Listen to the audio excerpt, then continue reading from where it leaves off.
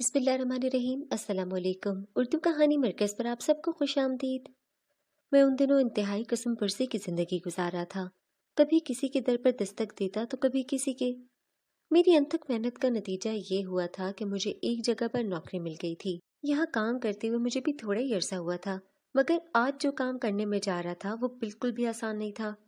मैंने तो आज तक कभी किसी से ऊंची आवाज में बात तक नहीं की थी, मगर मालिक ने जो काम मुझे करने को दिया था और उस काम के करने की जो ऑफर की थी वो मेरे लिए नाकाबिले यकीन थी। वो मुझे ये काम करने के 3 करोड़ दे रहे थे।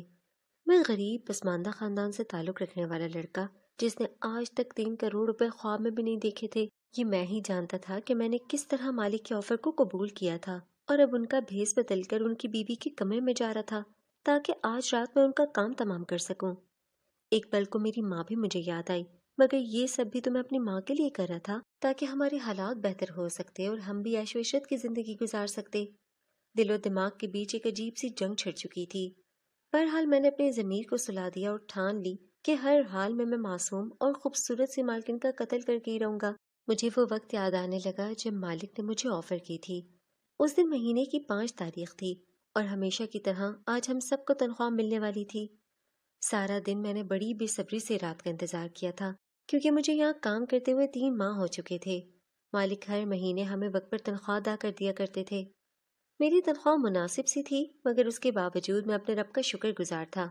मेरी रिहाइश और खाना पीना यहाँ कुवैत में मालिक के बड़े से घर में मुफ्त था, इसलिए मैं अपनी तनख्वाह का ज्यादातर हिस्सा अपनी अम्मा की तरफ भेज दिया करता, क्योंकि मैं अपने घर के हालात से बखूबी वाकिफ था। मेरी उम्र कोई लगभग 21-22 साल थी। मैं सभी मुलाजमों से पहले मालिक के कमरे में गया था, मगर मालिक सबको तनख्वाह देते रहे और मुझे एक जानिब अलग से खड़ा कर दिया। मेरे लिए ये बात बड़ी परेशान कुन थी। कहीं मेरा काम मालिक को पसंद ना आया हो, शायद इसीलिए उन्होंने मुझे अलग खड़ा कर दिया था। कहीं वो मेरी तनख्वाह से पैसे ही न काट लें। इस तरह के कई वसवसे मेरे दिल में आने लगे थे। जब सभी मुलाजमों को फारिग करके मालिक ने वहां से भेजा तो मुझे वहीं रुकने का कहा। वो सामने सोफे पर बैठे टिकटिकी बांधे दीवार पर लगी घड़ी को देख रहे थे। सभी मुलाजमों के जाने के बाद कहने लगे, कासिम, दरवाजा बंद कर दो। उनका लहजा बड़ा ही मानी खैज था। मैंने उनके हुक्म की तामील करते हुए दरवाजा बंद कर दिया। दरवाजा बंद करना था कि वो उठकर चलते हुए मेरे पास आ गए। फिर कहने लगे कि अब जो मैं तुमसे कहने लगा हूँ तुम उसे पुरसुकून होकर सुनना। उसमें तुम्हारा ही फायदा होगा। तुम्हें जिंदगी भर किसी के आगे हाथ नहीं फैलाने पड़ेंगे। वो मेरे सामने ऐसी कई बातें कर रहे थे, जबकि मैं हैरत से उनका चेहरा देख रहा था। आखिर मुजद्दना से नौकर से मालिक को ऐसा क्या काम पड़ गया था जो वो मुझसे इस कदर तमहीद बांध कर बात करने वाले थे। जहां तक मुझे याद पड़ता था, मालिक तो हमें किसी खाते में ही नहीं लाते थे। सारा दिन मुझसे काम करवाया करते थे, लेकिन मालकिन रहमदिल थीं, जो हमारा बड़ा ही एहसास करती थीं। अगर वो हमसे ज्यादा काम करवाते या तजलील करते तो मालकिन अक्सर उन्हें मना किया करती कि भले ये नौकर है मगर है तो इंसान, इनकी भी इज्जत नफ्स है। इस बात पर मालिक मालकिन को ही झड़कने लगते। मगर आज मालिक का रवैया बड़े ही हैरान कुन था। उन्होंने मुझे मेरी तनख्वाह का लिफाफा पकड़ाया तो मुझे पहले से काफी भारी लगा। कहने लगे, खोल कर देखो। जब खोल कर देखा तो आंखें खुली की खुली रह गई थीं, क्योंकि वो जितनी तनख्वाह मुझे दिया करते थे ये पैसे उससे डबल थे। मैंने उसकी वजह पूछी तो मालिक के चेहरे पर मुस्कुराहट आई। कहने लगे कि मैं तुम्हें एक बहुत जरूरी काम सौंपना चाहता हूँ। अगर तुम वो पूरा कर लोगे तो मैं तुम्हें माला माल कर दूंगा। इतने पैसे दूंगा कि तुम अपने मुल्क में जाकर सुकून की जिंदगी बसर कर सकोगे। मालिक का हर जुमला मुझे तजस्सुस में मुब्तला कर रहा था। मैं फौरन सर झटक कर कहने लगा कि साहब, आप क्या कहना चाहते हैं? जो भी कहना है साफ अल्फाज में कहिए, मुझे आपकी बात समझ में नहीं आ रही। अगले पल उन्होंने जो लफ्ज बोले मेरे पैरों तले से जमीन निकल चुकी थी। मालिक कहने लगे कि तुम मेरी बीवी का कत्ल कर दो, उसके बदले में मैं तुम्हें 3 करोड़ रुपए दूंगा, जो कि शायद तुम्हारे लिए काफी होंगे। 3 करोड़ का सुनकर मेरी आंखों के आगे तारे नाचने लगे। हैरत से फटी हुई आंखों से मालिक का चेहरा देखने लगा। मैं 2 कदम पीछे हटा था। मेरी तनख्वाह मेरे हाथ से छूट कर गिर चुकी थी। मुझे लगा जैसे मैंने कुछ गलत सुना हो। मैं कहने लगा कि मालिक, आप ऐसा कैसे कह सकते हैं? मैं और कत्ल, वो भी मालकिन का? मालिक के चेहरे पर एक गहरी मुस्कुराहट छाई थी। कहने लगे, हाँ, अगर तुम मेरा ये काम कर दोगे तो मैं तुम्हें 3 करोड़ रुपए दूंगा। फिर सोचो, तुम्हारी जिंदगी में किस कदर खुशियां आ सकती हैं। तुम हर चीज खरीद सकोगे। तुम्हारे यहाँ से वापस जाने की जिम्मेदारी भी मेरी होगी। कितनी ही देर तो मैं कुछ बोल ही न पाया। मालिक ने जमीन पर गिरे पैसे उठाकर मेरे हाथ पर रखे और मुझे वापस भेज दिया। کہنے لگے کہ کوئی جلدی نہیں، تم جتنا چاہو وقت لے لو اور سوچ کر مجھے بتا دینا، میرے پاس لوگوں کی کمی نہیں ہے، مگر اس میں تمہارا ہی فائدہ ہے۔ یہ سن کر میرے کانوں سے دھواں سے نکل رہا تھا۔ میں اس کمرے سے نکلنے لگا تو ایک مرتبہ پھر مالک نے مجھے مخاطب کیا، کہنے لگے امید کرتا ہوں کہ یہ بات ہم دونوں کے بیچ میں ہی رہے گی۔ اگر تم نے مالکن کو اس بارے میں بھنک بھی لگنے دی یا میرے خلاف کچھ بھی کہا تو میں کچھ بھی کرنے کی طاقت رکھتا ہوں۔ یہاں بیٹھے بٹھائے میں تمہارے گھر کا نام پتہ نکلوا کر جو کر سکتا ہوں اس کے بارے میں تم سوچ بھی نہیں سکتے۔ مالک کے الفاظ سن کر تو میری ریڑھ کی ہڈی میں سنسنی سی دوڑ چکی تھی۔ میں نے اپنا خشک حلق تر کیا اور وہاں سے نکل کر کوارٹر میں چلا آیا۔ بظاہر تو مجھے اپنی ڈبل تنخواہ دے کر خوش ہونا چاہیے تھا، مگر مالک کی بات نے تو جیسے میری ساری خوشیوں پر پانی پھیر دیا تھا۔ میں بدحواس اپنے کوارٹر میں آ کر بیٹھ گیا اور سوچنے لگا کہ آخر مالک ایسا کیسے کہہ سکتے ہیں۔ پچھلے 3 ماہ سے میں یہاں کام کر رہا تھا اور مالک و مالکن کے بیچ محبت دیکھ کر تو مجھے ان کی قسمت پر اشک آتا تھا۔ کتنی خوش نصیب تھی وہ جو انہیں اتنا محبت کرنے والا شوہر ملا تھا۔ مگر آج جو کچھ مالک نے کہا تھا مجھے تو اپنے کانوں پر یقین ہی نہیں آ رہا تھا۔ ساری رات میں چھت کو تکتا رہا، ایک لمحے کے لیے بھی میری آنکھیں بند نہیں ہوئی تھیں۔ میرا ضمیر ہرگز یہ گوارا نہیں کر سکتا تھا کہ میں کسی کا بھی قتل کروں، چاہے پھر وہ کوئی بھی ہو۔ مجھے اپنے رب سے بڑا ہی ڈر لگتا تھا، مگر 3 کروڑ یہ کوئی چھوٹی رقم تو نہ تھی۔ اگرچہ مجھے مل جاتی تو ہمارا مستقبل سنور جاتا۔ مجھے اپنا وہ ٹوٹا پھوٹا سا گھر یاد آنے لگا۔ جب بارش ہوتی تھی تو چھت ٹپکنے لگتی تھی، خاص کر سردیوں میں ہمیں بڑی اذیت کا سامنا کرنا پڑتا تھا۔ میرے والد چنے بیچا کرتے تھے، جو کمائی ہوتی اسی سے ہمارا بڑی مشکل سے گزر بسر ہوتا۔ ایک روز وہ بھی ہمیں چھوڑ کر اس دنیا سے چلے گئے۔ اس کے بعد تو میں ہی گھر کا بڑا تھا، جس کے کندھوں پر گھر کی پوری ذمہ داری آ چکی تھی۔ میرے بعد مجھ سے چھوٹے بہن بھائی تھے، جب انہیں بھوک میں تڑپتا دیکھتا تو برداشت نہ ہوتا۔ میں کام کے لیے گھر سے باہر نکل آتا، مگر مجھے کوئی کام نہیں مل رہا تھا۔ آخر کار ایک جگہ مزدوری کرنے لگا، بھٹے پر اینٹیں بھی اٹھائیں، مگر اتنی رقم نہیں ملتی تھی جو میرے 5 بہن بھائی اور میری اماں کا پیٹ بھر سکتا۔ جو بھی کما کر لاتا اسے میرے بہن بھائی کا تو پیٹ بھر جاتا، مگر میری ماں ہمیشہ پانی پی کر سو جایا کرتی۔ تبھی ایک روز مجھے کسی نے بتایا کہ کویت چلے جاؤ، وہاں پر تو تمہیں نوکری ضرور ملے گی۔ مجھے کوئی خاص ہنر تو نہیں آتا تھا، ہاں البتہ میں گھر کے کام کاج بڑی اچھے سے کر لیا کرتا تھا۔ میں کویت چلا آیا اور یہاں پر مجھے لانے والے ایک شخص نے گھر میں مجھے نوکری دلوا دی، جہاں پر میرا کام گھر کے چھوٹے موٹے کام کرنا تھا۔ باہر سے سودا سل بھی لا دیا کرتا، کبھی کبھار مالک کے ساتھ دفتر میں بھی چلا جاتا۔ مختصر یہی چھوٹے چھوٹے کام تھے جنہیں کرتے ہوئے میں تھوڑی سی رقم لے رہا تھا۔ میں نے اپنی ڈبل تنخواہ کو دیکھا، دل چاہا کہ پیسے مالک کو واپس کر دوں، صاف انکار کر دوں کہ میں ان کا یہ کام ہرگز نہیں کرنے والا۔ میں عزت کی روٹی کمانا چاہتا ہوں۔ مگر اسی پل میری امی کا پاکستان سے فون آ گیا۔ وہ مجھ سے بات کرتے کرتے پھوٹ پھوٹ کر رونے لگیں۔ جب میں نے رونے کی وجہ پوچھی تو کہنے لگیں کہ بیٹا بہت بڑی مصیبت آن پڑی ہے۔ میں تمہیں کیا بتاؤں، تمہارا چھوٹا بھائی چھت سے گر گیا، اس کی ٹانگ ٹوٹ گئی ہے، ڈاکٹر آپریشن کے لیے پیسے مانگ رہے ہیں اور میرے پاس تو سوائے چند ہزار کی کوئی رقم ہی نہیں ہے۔ آخر میں اس کا علاج کہاں سے کرواؤں گی؟ یہ سن کر تو میں بھی پریشان ہو چکا تھا۔ میں نے اپنی ساری تنخواہ اماں کی طرف بھجوا دی، مگر وہ پیسے ابھی بھی کم پڑ رہے تھے۔ اگلے دن میں بڑا ہی پریشان تھا، سمجھ نہیں آ رہی تھی کہ آخر پیسوں کا انتظام کہاں سے کروں۔ میرے بعد میرا بھائی تو تھا جو گھر کا مرد تھا۔ مجھے پریشان دیکھ کر مالکن میرے پاس چلی آئیں، جن کی عمر کو 35 کے قریب ہوگی۔ ان کے کالے سیاہ بال اور دودھ جیسی سفید رنگت ان کے حسن کو 4 چاند لگا رہی تھی۔ وہ بڑی خوبصورت تھیں، ہر وقت سجی سنوری رہا کرتیں۔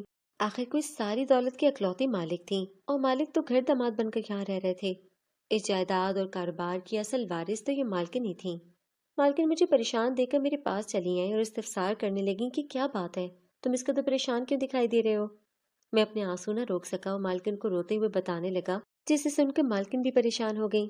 کہنے لگیں کہ تم فکر نہ کرو، میں بھی تمہارے اکاؤنٹ میں پیسے بھیج دیتی ہوں، تم اپنی امی کی طرف بھیج دو۔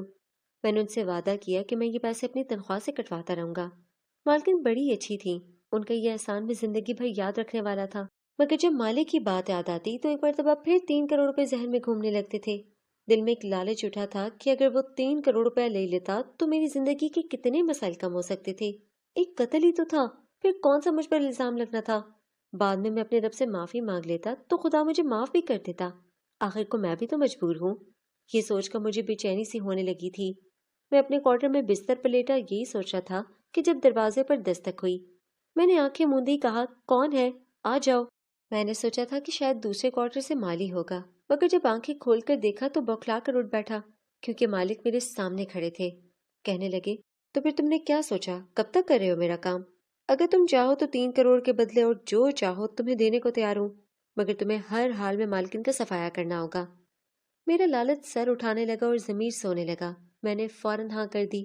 میں نے کہا کہ آپ نے جو کہا ہے میں وہ کر دوں گا، مگر میری حفاظت کی ذمہ داری پھر آپ کی ہوگی۔ یہ سن کر تو مالک کی آنکھوں میں چمک اٹھی تھی۔ کہنے لگے، تم بے فکر رہو، میں تمہیں باحفاظت تمہارے ملک پہنچا دوں گا، بس میرا کام ہونا چاہیے۔ اس کے بعد جو بات انہوں نے کہی وہ سن کر تو جیسے میری آنکھیں پھٹی کی پھٹی رہ گئی تھیں۔ مالک نے اپنا سوٹ مجھے دیا اور کہنے لگے، یہ سوٹ پہن لو، یہی پہن کر مالکن کے کمرے میں جانا اور یہ کام پورا کرنا۔ میرے دل میں یہ سوال اب سر اٹھانے لگا تھا کہ آخر اتنی اچھی بیوی کو مالک کیوں مروانا چاہتے تھے؟ میں نے تو آج تک مالکن کو مالک پہ کبھی روب جماتے ہوئے نہیں دیکھا تھا۔ وہ تو بڑی ہی اچھی اخلاق کے مالک تھیں، بڑی پیاری سی تھیں، تو بھلا مالک اتنی معصوم لڑکی کو کیوں مارنا چاہتے تھے؟ میں اسی سوچ میں گم تھا کہ مالک نے شاید بھانپ لیا۔ میری جانب دیکھ کر کہنے لگے، میں جانتا ہوں تم یہی سوچ رہے ہو کہ آخر میں اپنی بیوی کو کیوں مروانا چاہتا ہوں، مگر اس کے پیچھے بھی ایک گہرا راز ہے کہ میری بیوی بڑی خطرناک ہے۔ تم نہیں جانتے یہ معصوم سی دکھنے والی عورت کتنی بڑی گنہگار ہے۔ یہ اسمگلنگ کی بہت بڑے گروہ کے ساتھ مل کر منشیات فراہم کرتی ہے۔ صرف اتنا ہی نہیں، جب اس کے والدین کو اس بارے میں پتہ چلا تھا تو اس نے اپنے والدین کو بھی پیسے دے کر مروا دیا اور خود اس جائیداد کی مالک بن گئی۔ مجھے اس نے دھمکی دی ہے کہ اگر میں نے اس کے بارے میں کسی کو کچھ بھی بتایا تو یہ مجھے ہر چیز کا قصوروار ٹھہرا کر پولیس کے حوالے کر دے گی، اور پھر یہاں کی قانون کے مطابق سوائے پھانسی کے میری اور کوئی سزا نہیں ہوگی۔ مالک کی بات سن کر تو واقعی میرے دل میں مالکن کے لیے نفرت آ چکی تھی۔ میں سوچ چکا تھا کہ ایسے برے شخص کا اس دنیا میں رہنے کا کوئی حق نہیں ہے۔ میں نے اس رات بڑی ہی ہمت سے مالک کے کپڑے پہنے۔ رات ہوتے ہی مالکن کے کمرے میں چلا گیا۔ وہ اس وقت واش روم میں تھیں، پانی گرنے کی آواز آ رہی تھی، جبکہ میں اپنا حلیہ بالکل مالک کی طرح کیا کر بستر میں لیٹ گیا۔ میرے ہاتھ میں چاقو تھا، میں اسے مالکن پر وار کر کے ان کا کام تمام کرنا چاہتا تھا۔ تھوڑی دیر بعد مالکن واش روم سے نکلیں تو آ کر بستر پر لیٹ گئیں۔ ان کا لیٹنا تھا کہ میں نے چاقو نکالا اور میں اپنا کام پورا کر چکا تھا۔ میں کمرے سے باہر آیا اور بدحواسی سے مالک کو دیکھنے لگا۔ مالک سامنے ہی کھڑے تھے، کہنے لگے، تم نے کام کر دیا؟ مجھ میں تو اتنی بھی ہمت نہیں تھی جو میں ہاں میں سر ہلاتا۔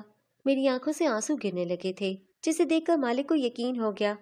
فوراً مجھے کندھوں سے تھام کر شاباشی دینے لگے اور ہاتھ میں اٹھائے پیپرز لے کر کمرے میں جانے لگے تاکہ مالکن کے سائن اور انگوٹھا لے کر وہ ان کی ساری جائیداد اپنے نام کروا سکیں۔ جیسے ہی وہ کمرے میں گئے تو کچھ دیر بعد مجھے چیخنے چلانے کی آوازیں آنے لگیں۔ میں نے دروازے کو باہر سے لاک کر دیا تھا۔ کچھ دیر بعد پولیس آ چکی تھی۔ میں نے کمرے کا دروازہ کھولا تو مالک کمرے کے فرش پر گرے ہوئے تھے، جبکہ مالکن صحیح سلامت کھڑی تھیں۔ پولیس انہیں پکڑ کر لے گئی اور میں سر تھامے سیڑھیوں پر ہی بیٹھا رہ گیا۔ میں مالک کا بھیس بدل کر کمرے میں تو گیا تھا، مگر اتنی ہمت نہ تھی کہ مالکن کا قتل کر سکوں۔ میں مالکن کے سامنے پھوٹ پھوٹ کر رونے لگا اور مالکن کو ساری اصلیت بتانے لگا۔ یہ سن کر تو مالکن کو بھی دھچکا سا لگا تھا۔ وہ رونے لگی اور کہنے لگی کہ مجھے تو اپنے شوہر پر بڑا ہی اعتبار تھا، میں تو اس سے اندھی محبت کرتی تھی، مگر کہاں خبر تھی کہ یہ تو آستین کا پالا وہ سانپ ہے۔ اس کے بعد مالکن کے منصوبے کے مطابق ہی ہم نے عمل کیا۔ میں نے باہر آ کر یہ کہا کہ میں مالکن کا قتل کر چکا ہوں، جبکہ اندر مالکن زندہ تھیں، اور یوں ہم نے انہیں پولیس کے حوالے کر دیا۔ مالک مجھے برے الفاظ سے نواز رہے تھے، دھوکے باز اور فریبی کہہ رہے تھے، مگر میرا ضمیر مطمئن تھا، میں نے کچھ بھی غلط نہیں کیا تھا۔ مالکن خوش تھیں، انہوں نے مجھے اتنی رقم دی تھی کہ میں بآسانی اپنی اماں کا علاج کروا سکتا اور گھر میں راشن پانی کے پیسے بھیج سکتا تھا۔ پیسے دیکھ کر میں واقعی خوش ہو گیا۔ میرا وہاں رہنا بے مقصد تھا، کم از کم اتنے خطرناک لوگوں میں رہنا تو بالکل بھی آسان نہیں تھا۔ میں نے سوچا جتنا جلدی ہو سکے مجھے اس گھر سے نکل جانا چاہیے۔ مالکن کو الوداع کہا اور اپنے ایک دوست کے گھر پر شفٹ ہو گیا۔ اسے میں نے اپنی ساری کہانی سنائی تو وہ کہنے لگا، بہتر ہے تم شہر بدل لو، ورنہ کبھی نہ کبھی تم کسی مشکل میں پڑ سکتے ہو۔ میں نے بھی بہتر یہ سمجھا کہ مجھے ادھر سے نکل جانا چاہیے۔ دبئی کی ٹکٹ لی اور فوراً سے روانہ ہو گیا۔ ادھر میں نے ایک دفتر میں آفس بوائے کی نوکری ڈھونڈ لی تھی۔ کچھ عرصے بعد دوست سے رابطہ ہوا تو اس نے بتایا کہ تمہاری مالکن ایک کار حادثے میں جاں بحق ہو گئی۔ حادثہ بہت بڑا تھا، جس کی خبر ہر بڑے چھوٹے اخبار میں چھپ گئی تھی۔ مجھے سن کر دکھ ہوا، دوست کو خدا حافظ کہا اور کتنی دیر بیٹھا وہ سب یاد کرتا رہا جو میری زندگی کا ایک بھیانک موڑ ثابت ہوا تھا۔ اگر اس دن ہوش سے کام نہ لیتا تو پیسے کی لالچ میں آ کر آج میں جیل میں زندگی گزار رہا ہوتا۔